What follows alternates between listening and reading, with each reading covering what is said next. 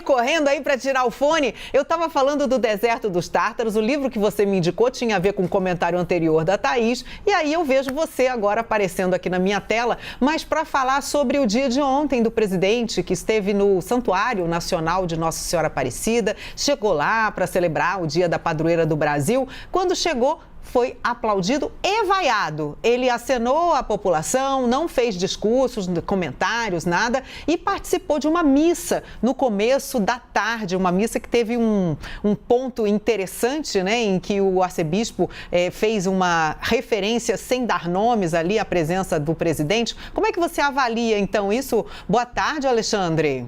Boa tarde, Carla, todos que assistem o Visão. E realmente, tinha apaixonado por esse livro, né? Ele é muito bom, Dino Buzzati. Recomendamos a todos o Deserto dos Tártaros. Comprem, leiam, um livro maravilhoso.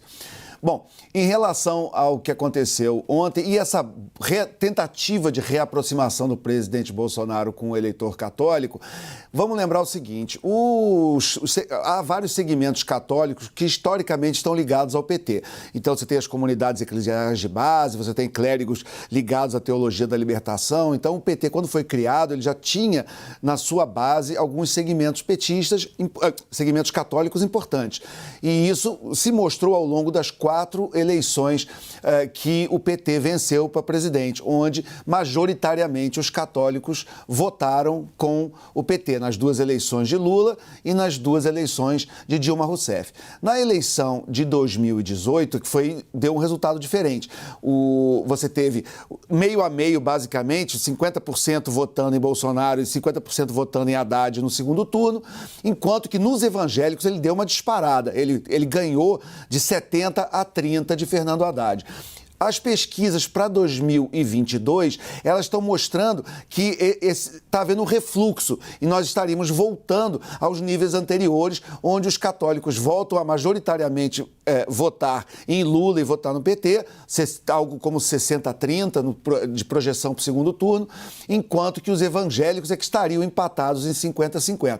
Então ele perdeu terreno entre os evangélicos, e quando a gente fala evangélicos também tem 2 segmentos muito diferentes, que são aqueles evangélicos tradicionais, tipo batistas, presbiterianos, etc., e os chamados neopentecostais, e você tem uma volta do eleitor católico ao PT. Então o presidente Bolsonaro ele fez uma tentativa de reaproximação, mas é uma tentativa difícil. Primeiro porque a cúpula católica já não é muito ligada a ele e não apoia. Tanto que faz esse tipo de discurso, vários membros da CNBB ou da própria igreja, bispos, cardeais, o próprio Papa Francisco não parece ser lá muito fã do nosso presidente.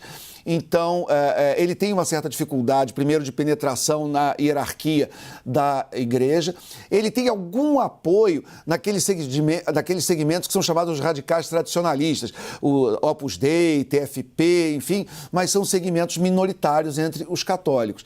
Então, ele focou nesse evento ontem em tentar se reconectar, porque ele se diz católico, inclusive, apesar de ele ser cercado de evangélicos, esposa, filhos. Ele se casou com a atual esposa numa cerimônia evangélica em que o celebrante foi Silas Malafaia, né? Enfim, então hoje ele age e vive muito mais como um evangélico neopentecostal do que propriamente como um católico. E uma coisa muito simbólica, até porque hoje, 13 de outubro, faz 2 anos, em 13 de outubro de 2019, Irmã Dulce foi canonizada como a primeira e única santa brasileira, Santa Dulce dos Pobres, e o presidente Bolsonaro não foi, né? Foi uma cerimônia enorme para o mundo inteiro, uma grande celebração, e o nosso presidente não foi. O que se comentava na época, porque ele não queria incomodar os evangélicos.